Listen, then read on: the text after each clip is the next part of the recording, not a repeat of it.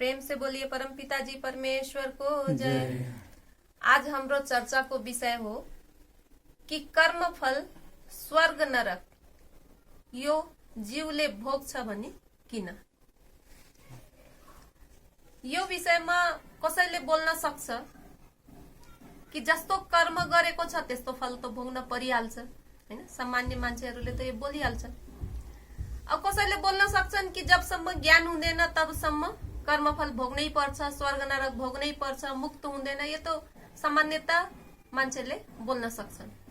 तर यही कुरालाई यदि हामी गहराईमा प्रवेश गरेर देखे भने हाम्रो शास्त्रहरूले के भनिराखेको छ।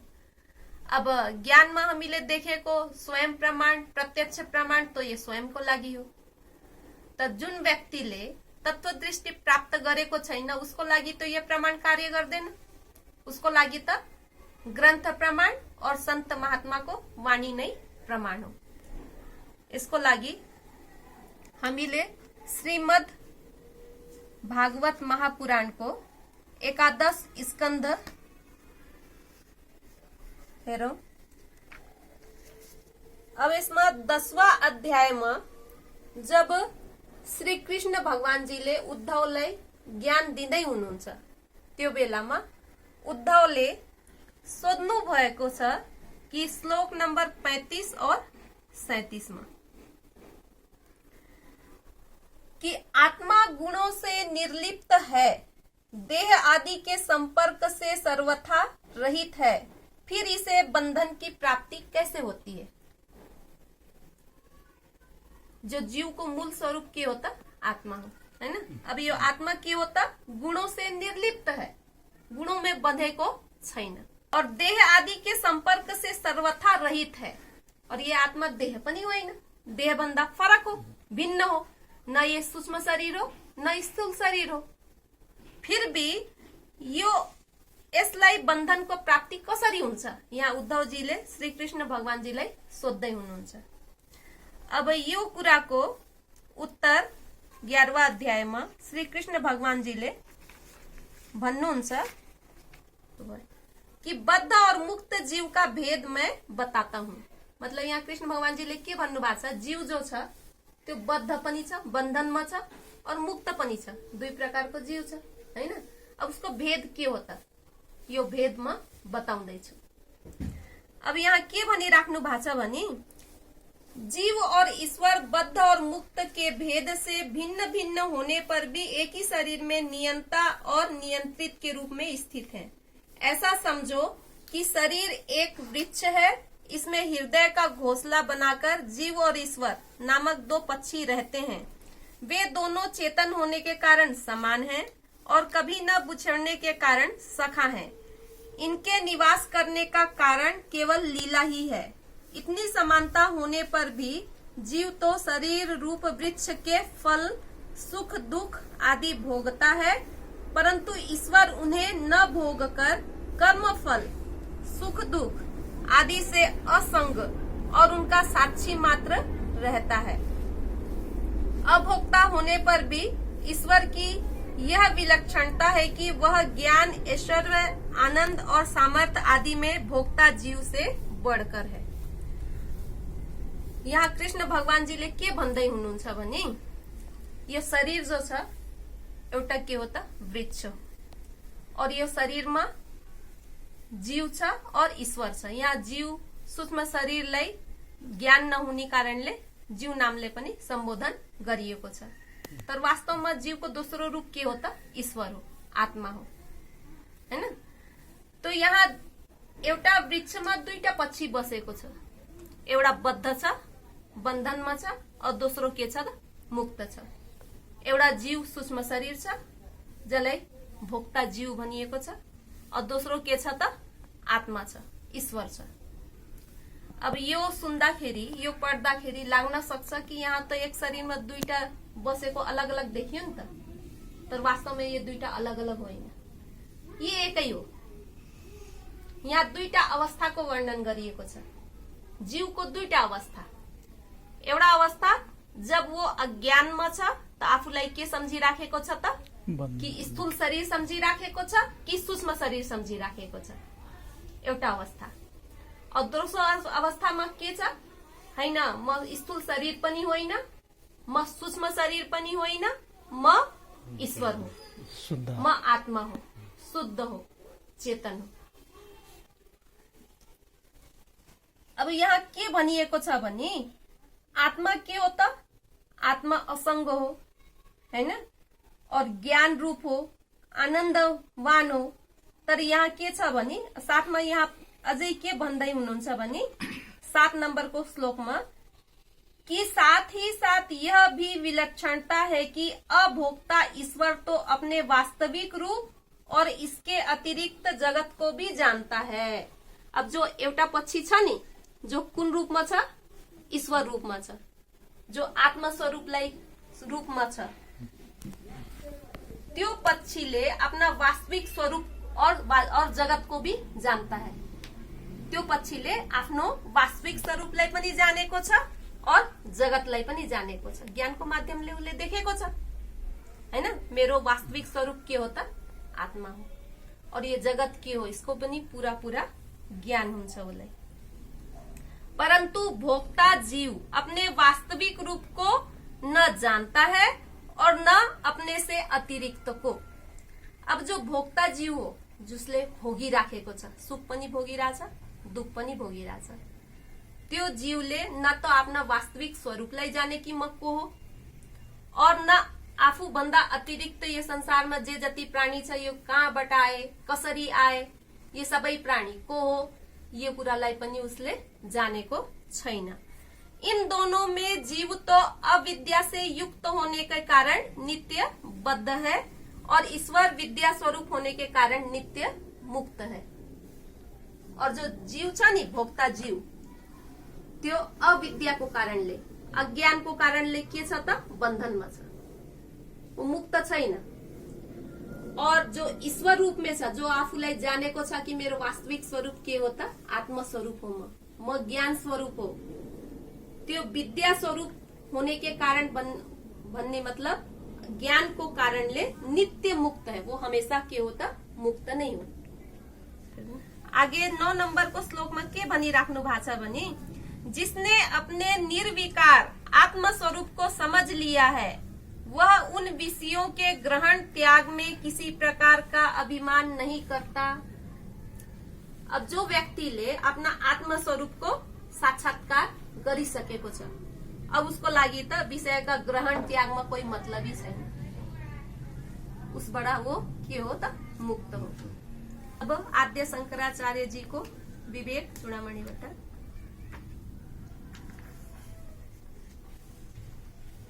श्लोक नंबर 5 से 45 में श्री आद्य शंकराचार्य जी ले के भन्दै हुनुहुन्छ भने जसले ब्रह्म ज्ञान प्राप्त गरेको छ त्यो व्यक्तिको यहाँ कुरा हुँदैछ कि त्यस्तो व्यक्तिले केही गरेर पनि अकर्ता हो। त्यो व्यक्ति अगर केही गरिराछ तर पनि अकर्ता हो। विभिन्न प्रकारको फल भोगेर पनि अभोक्ता हो। अगर ये संसारमा रहँदासम्म उले विभिन्न प्रकारको फल पनि भोगिराछ भने नि के हो त? अभोक्ता हो। शरीरधारी भएर पनि अशरीर हो, भले वो शरीरमा हो, शरीरधारी हो, फेरि पनि ऊ के हो त? अशरीर। आगे श्लोक 5 से 46 में के भनिराख्नु भएको छ भने सदा अशरीर भावमा स्थित रहेर यी ब्रह्म वेत्याको प्रिय और अप्रिय शुभ अशुभ कहिले छुन सक्दैन। जो व्यक्ति ब्रह्म वेत्ता हो, जसले आफ्ना आत्म स्वरूपलाई जानिसकेको छ, त्यसको लागि प्रिय और अप्रिय पनि हुँदैन, शुभ और अशुभ पनि हुँदैन। आगे श्लोक 5 से 47 में के भनिराख्नु भएको छ भने जुन जीवको स्थूल सूक्ष्म आदि शरीरसँग सम्बन्ध हुन्छ। अब हेर्नुस्, जुन जीवको कि स्थूल शरीरसित सम्बन्ध छ कि सूक्ष्म शरीरसित सम्बन्ध छ, उसको सुख अथवा दुख, शुभ अथवा अशुभको प्राप्ति हुन्छ। यस्तो जीवलाई के हुन्छ त? सुखको या दुखको प्राप्ति हुन्छ, शुभ या अशुभको प्राप्ति उसलाई हुन्छ। किनभने उसले तो स्थूल शरीर और सूक्ष्म शरीरसित आफ्ना रिश्ता नाता राखिएको छ। जसको शारीरिक बन्धन छुटेको छ, ऊ सत्य स्वरूपलाई शुभ अशुभ फलको प्राप्ति कसरी हुन सक्छ? अब जसले शारीरिक बन्धनबाट मुक्त छ, जसले देखिसके ज्ञानमा कि म न त स्थूल शरीर हो और न म सूक्ष्म शरीर हो, शरीर भन्दा माथि उठिसकेन हैन, यस्तो व्यक्तिको के हुन्छ त शुभ और अशुभ फलको प्राप्ति कसरी हुन्छ? शुभ पनि हुँदैन उसको लागि, अशुभ पनि हुँदैन, सुख पनि हुँदैन, दुःख पनि हुँदैन। अब यो संसारमा शरीरधारी भएर पनि के हो त वो अशरीरी हो। यो चाहिँ ज्ञानीको लागि हो। ज्ञानीको लागि, जसले ब्रह्म ज्ञानमा यो देखेको छ, प्राप्त गरेको छ। ज्ञानमा स्थिति हुनु पर्यो, ज्ञानमा स्थिति त हुनै पर्यो, त्यसको लागि त अभ्यास चाहियो हैन। अब ब्रह्म ज्ञान प्राप्त व्यक्तिको कुरा छ यहाँ, ऊ शरीरधारी भएर पनि अशरीर हो और विभिन्न प्रकारको फल यो संसारमा रहँदासम्म त भोग्न परेको छ नि त हैन, भोगेर पनि के हो त अभोक्ता हो, और कुनै कर्म गरेर पनि के हो त अकर्ता हो। स्पष्ट छ हैन। तो यसको लागि के चाहियो त? आफ्ना आत्मस्वरूपको ज्ञान चाहियो नि हैन। जस्तो श्रीमद् भगवत गीताको अध्याय 13 को 11 श्लोकमा श्री कृष्ण भगवानजीले भन्नुभयो, अध्यात्म ज्ञान नित्यत्वम तत्व ज्ञानार्थ दर्शनम एतद् ज्ञान मिति प्रोक्तम अज्ञानम यदोन्नथ, कि आत्मस्वरूपमा स्थित हुन पर्यो नि त हैन। आत्मस्वरूपमा स्थित रहेर तत्व स्वरूप परमात्माको दर्शन गर्न पर्यो। अब तत्व स्वरूप परमात्माको दर्शन गर्दाखेरि के हुन्छ त? उसले देख्छ कि सम्पूर्ण कर्म त परमात्माले नै गराइराखेको छ हैन। त तत्व स्वरूपको दर्शन गर्न अगाडि त पहिला त आफ्नो आत्मस्वरूपमा स्थित हुन पर्यो नि त। आफूलाई स्थूल शरीर और सूक्ष्म शरीर भन्दा परे मेरो आत्मस्वरूप के हो यो जान्न पर्यो, ज्ञानको माध्यमले देख्न पर्यो। यदि कसैले आफूलाई, आफू जीवलाई सूक्ष्म शरीर भनिराखेको छ त के छ? एक वृक्षमा दुईटा पक्षी बसेको छ। एउटा जीव जो छ, जसलाई भोक्ता भनिएको छ, अगर उसले आफूलाई सूक्ष्म शरीर सम्झिरहेको त भोग्छ, उसले सुख दुख पनि प्राप्त गर्छ। त्यो भएर उसलाई के भनिएको छ त? भोक्ता जीव भनिएको छ। यो उसको एउटा अवस्था हो। तर यदि ऊ आत्मस्वरूपलाई जानेर देखेर आफ्ना आत्मस्वरूपमा स्थित रहे भने उसलाई के भनिएको छ त? ईश्वर भनिएको छ। त्यो अवस्थामा त्यो के हो त? त्यो द्रष्टा मात्रै हो, उसले त्यही मात्रै रहेछ, सबैबाट असंग हो, भोगेर पनि भोगेको छैन, गरेर पनि गरेको छैन। ग्रन्थले त यही बताइराखेको छ। अब कई संस्था छ, जस्तो पहिला आत्मज्ञान संस्थामा पनि म थिएँ। विभिन्न संस्थाहरूमा आध्यात्मिक जति पनि गुरुहरू हुनुहुन्छ, सबैले के भनिराख्नु भएको छ भने कि हामी के को हो त? आत्मा हो, और आत्मा नि परमात्मा हो भनिराख्नु भएको छ। आफ्नो आत्मस्वरूपको दर्शन गराउने ठाउँमा के गरिराख्नु भएको छ? प्रकाशको दर्शन गराइराख्नु भएको छ। अब प्रकाशको दर्शन गराएर यही आत्मा हो भनिराख्नु भएको छ, जबकि आत्माको स्वरूप त प्रकाश होइन। किन भन्दाखेरि जीवको मूल स्वरूप के हो त? आत्मा हो हैन। अब जीव कसको अंश हो त? परमात्माको अंश हो। जब परमात्मामा कुनै रूप रंग आकारी छैन भने जीवको मूल स्वरूपमा पनि के रूप रंग आकार हुन्छ त? प्रकाशको रूप रंग आकार छैन, छ नि त। कसरी प्रकाश हुन्छ? जब परमात्मा प्रकाश होइन भने त जीव पनि, जीवको मूल स्वरूप पनि प्रकाश होइन। जब जीवको मूल स्वरूप प्रकाश होइन भने आत्मस्वरूप कसरी प्रकाश हुन सक्छ? सम्भव छ।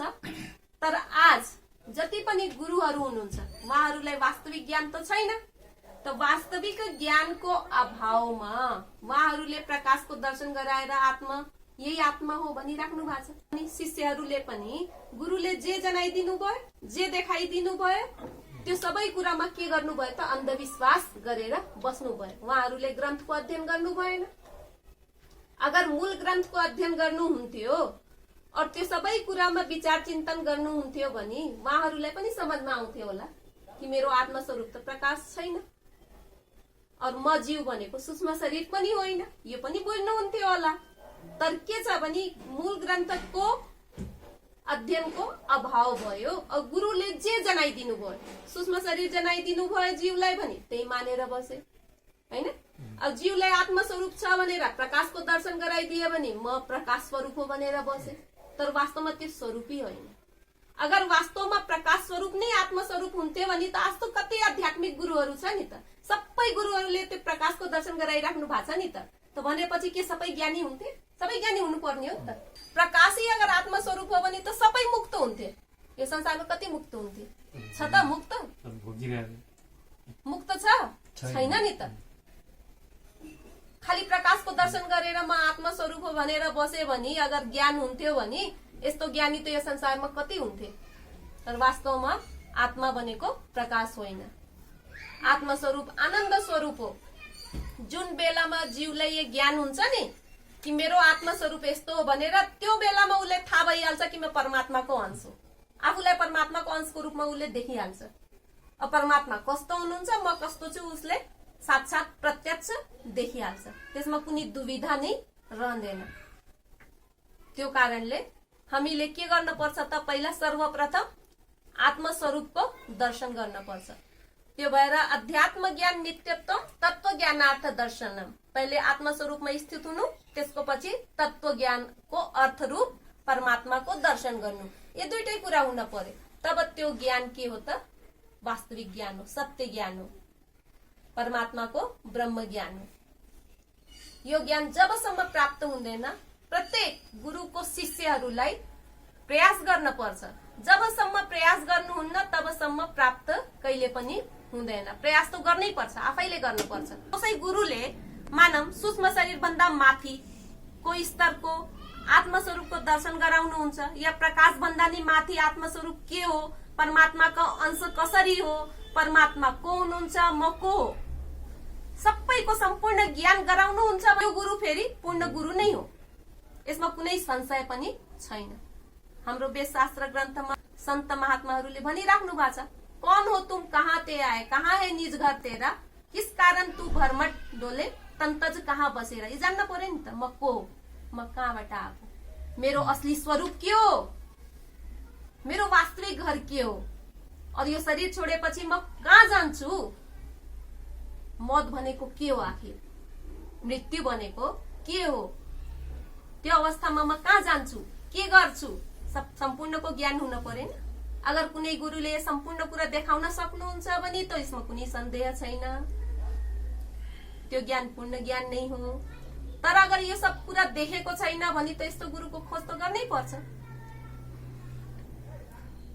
त हाम्रो जो आजको टपिक थियो कि जीवले स्वर्ग नरक किन भोग्छ, कर्मफल किन भोग्छ, त्यसको एकमात्र कारण यही त देखियो कि उसले आत्मस्वरूपको ज्ञान छैन। अब जबसम्म आत्मस्वरूपको ज्ञान हुँदैन तबसम्म परम तत्वको ज्ञान पनि हुन सक्दैन। एउटा कुरा अझै म के बोल्न चाहन्छु भने, जस्तो अब कसैलाई सीता पाइला जान छ, त्यहाँ कुनै मानव कुनै स्वास्थ्य चौकी या कुनै हस्पिटलमा जान छ, अब उसले देखेको छैन कि कसरी जान छ, उसले बाटो पनि थाहा छैन, त्यहाँ कुनै गाडी पनि जाँदैन मानव। अब जाँदैन भने उसले कोटेश्वरसम्मको बाटो थाहा छ भनेपछि ऊ कहाँसम्म जान सक्छ त, कोटेश्वरसम्म नै जान सक्छ नि त, हैन। त्यसको अगाडिको बाटो त उसलाई थाहा छैन, थाहा छ त छैन नि त, त्यो अवस्थामा जान सक्छ त, सम्भव नै छैन। कि त्यो ठाउँमा जाने कसैले बताइदिने मान्छे चाहियो, हैन। एकचोटि जब त्यो मान्छेले जनाइदिनुहुन्छ त ऊ पटक पटक जान सक्छ त्यहाँ। जबसम्म जनाउने मान्छेले जनाउँदैन या उसलाई थाहा छैन तबसम्म सम्भव छ त जाने, सम्भव छैन नि त। त्यस्तै अब यो स्वर्ग लोक के हो, यो नरक लोक के हो, पितृलोक के हो, यो सबै सूक्ष्म लोक होइन। जबसम्म सूक्ष्म शरीरको ज्ञान छ भने त सूक्ष्म लोक त जान्छ, कहाँ जान्छ, अर्कै जाने बाटो छ, कोटेश्वरसम्मको बाटो थाहा छ त्यहीसम्म जान्छ नि, हैन। जब सूक्ष्म शरीरको ज्ञान छ भने त सूक्ष्म लोक त जान्छ, त्यो भन्दा जाने अन्त जाने उसले सक्छ त, सक्दैन नि त। त्यो भन्दा उसले माथि उठेर आत्मस्वरूप जानेकै छैन, परम तत्वको ज्ञान उसले छँदै छैन, त कसरी जान सक्छ त। अगाडिको बाटो त कि जनाइदिन मान्छेले जनाइदिन पर्यो, हैन, उसले जान्न पर्यो कि परेन। जब एउटा संसारिक उदाहरण मात्र यो लागू हुन्छ भने परलोकमा के लागू हुँदैन त, जहाँसम्म ज्ञान हुन्छ त्यहीसम्म जान्छ। सूक्ष्म शरीरको ज्ञान छ भने सूक्ष्म लोकै जान्छ। कसैले स्थूल शरीरको रूपमा आफूलाई जानिराखेको छ भने ऊ पनि त्यही जान्छ, कि स्वर्ग जान्छ कि नरक जान्छ। राम्रो कर्म गरेको छ भने स्वर्ग जान्छ, यदि नराम्रो कर्म गरेको छ भने नरक जान्छ। जस्तो कर्म गर्छ त्यस्तै नै पाउँछ, उसले त जानै पर्छ। किनभने स्थूल शरीर पनि त एउटा आकृति हो, सूक्ष्म शरीर पनि आकृति हो, हैन। यसमा स्थूल शरीर स्थूल इन्द्रियहरू छ भने त्यसमा सूक्ष्म इन्द्रियहरू छ। श्री कृष्ण भगवानजीले श्रीमद् भगवत गीतामा के भन्नुभयो कि जब यो शरीर छोडेर जान्छ जीव त आफ्नो साथमा सूक्ष्म इन्द्रिय सूक्ष्म कर्मेन्द्रिय मन आदिलाई लिएर जान्छ। जसरी वायुले गन्धलाई एक स्थानदेखि अर्को स्थान लिएर जान्छ त्यस्तै जीव एक शरीरबाट दोस्रो शरीरमा जान्छ। त दोस्रो शरीरमा जान अगाडि सूक्ष्म लोकमा पनि जान्छ, सूक्ष्म शरीर लिएर जान्छ त्यो जीव। जबसम्म त्यो अज्ञानमा छ सूक्ष्म शरीरको रूपमै जान्छ। सूक्ष्म शरीरको रूपमा जाँदाखेरि सूक्ष्म लोक नै भोग्छ। जस्तो बिउरो पनि त्यस्तै भन्ने हो। जब आगेको ज्ञानी छैन त कसरी जान्छ? जान्न पर्यो नि त पहिला, सम्भव नै छैन। कसैले मनमा नै म फलाफला गरे भने म मुक्त हुन्छु, म त मुक्त धाम जान्छु बोल्दैमा मान्दैमा हुन्छ त? हुँदैन नि त। म एउटा गुरुको केही नेटको माध्यमले एउटा प्रवचन सुनिराखेको थिएँ। त्यो गुरुले के भन्नुहुन्छ भने सम्पूर्ण कर्म परमात्माको द्वारा भइरहेछ, यो मानेर हामी बस्न पर्छ, यसरी चल्न पर्छ। मानेर बसेर चलेर भयो त? भएन नि त। मान्नुस् तपाईँ प्रधानमन्त्री हो, तपाईँ प्रधानमन्त्री हुनुहुन्छ। मान्नुस् तपाईँ राष्ट्रपति हो, राष्ट्रपति हुनुहुन्छ। मान्नुस् तपाईँ करोडपति हो, करोडपति हुनुहुन्छ। जब एउटा संसारिक कुरामा त लागू हुँदैन भने परलोकको कुरामा मानेर बसेर भयो त? जान्न पर्यो नि, देख्न पर्यो नि, स्वयं जान्न पर्यो, स्वयं देख्न पर्यो। अर्कोले जानेर देखेर पनि हुँदैन। यदि कसैले जानेछ आफूलाई देखेको छ भने उसको लागि हो। त्यो भएर भनेको छ यो त आफ्नो आफ्नो बाटो हो, एक्लैको बाटो हो भनिन्छ नि त। आफू आफू जान्न, ज्ञानको मार्ग एक्लैको बाटो हो, ज्ञानको मार्ग। किनभने आफै जान्न पर्यो, आफै देख्न पर्यो। अर्कोले जानेर देखेर भएन। आफै जाने। अगर कसैले देखेछ जानेछ भने त उसको ज्ञान हो, त्यो मेरो ज्ञान थोरै हो। मैले स्वयं जान्न पर्यो नि, स्वयं देख्न पर्यो नि। बल्ल नि मलाई यो शरीर छोडेपछि कहाँ जानु छ भनेर थाहा भएपछि बल्ल न जान्छु म। अब यो मनुष्य शरीर मिलेकै यसैको लागि हो। केवल मनुष्य शरीरमा जबसम्म हामी जीवित छ नि तबसम्म हामी जान्न सक्छौं, देख्न सक्छौं। यसको पछि त चान्सै छैन। क्लोज हो अथवा भोग्नु पर्यो, भोग्नै पर्यो। आफूले जाने छैन, अरूले जानेछ भने अरूको पछि लाएर हिँड्ने कहाँ हुन्छ त? हुँदैन, हुँदैन। त्यो भएर आफै जान्न पर्छ, आफै देख्न पर्छ। त सबैलाई यही सन्देश छ हाम्रो सबैको तर्फबाट, हैन? कि आफै जान्ने आफै देख्नेतिर लाग्न पर्छ। जहाँ गएर मिल्छ, जुन गुरुको पास मिल्छ, खोज्न पर्छ, जान पर्छ, देख्न पर्छ, पाउनु पर्छ। जबसम्म पाउँदैन आफ्नो यो जिज्ञासा खोज जारी नै राख्न पर्छ। किनभने यसको बिना मुक्ति छँदै छैन। हाम्रो जति पनि ऋषि महर्षिहरू हुनुहुन्छ सबैले सनातन ग्रन्थमा यो सनातन ज्ञानको नै उपदेश गर्नु भएको छ। यसको लागि हामी सनातनमा जानै पर्छ। यदि हामीले कुनै सम्प्रदायलाई समातेर बसे, मेरो गुरुको ज्ञान नै सत्य हो, मेरो गुरुले जे भन्छ त्यही हुन्छ, म त गुरुको कुरामा विश्वास गर्छु भनेर बस्यो भने त्यहाँ धोका खाइन्छ, धोका खाइन्छ, सिधा धोका छ। त्यो भएर सनातन ग्रन्थलाई, सनातन ज्ञानलाई हामीले अपनाउनै पर्छ। जबसम्म हामीले यो अपनाउँदैन नि मुक्तिको बाटो हाम्रो खुल्दैन। त्यो भएर सबैलाई यही सन्देश हो कि सबैले सनातन धर्म, सनातन भनेको कोही हिन्दू मुस्लिम सिख इसाई होइन, जो जीवको मूल स्वरूपको ज्ञान गराउँछ। सनातन, हामी परमात्माको सनातन अंश हो भनेर जो ज्ञानले यो ज्ञान गराउँछ नि कि हामी परमात्माको सनातन अंश हो, त्यो हो सनातन पद्धति, त्यो हो सनातन ज्ञान। और जो हाम्रो वेद उपनिषदमा ऋषि महर्षिहरूले लेखेको यो सबै सनातन ज्ञानको बारेमै लेखेको हो। त्यो भएर हामीले यसैसित जुड्न पर्छ, यसैको अध्ययन गर्न पर्छ और यही ज्ञानको खोज गर्न पर्छ। प्रेम से बोलिए परम पिताजी परमेश्वरको जय। यो भिडियो कुनै विशेष व्यक्ति या कुनै विशेष संस्थालाई लक्ष्य गरेर बनाइएको होइन। यो भिडियो भगवत प्रेरणा र सन्देशको लागि वेद उपनिषदका आधारमा उनी भगवत प्रेमीहरूको लागि बनाइएको हो जो वास्तविक सत्यको खोजीमा हुनुहुन्छ।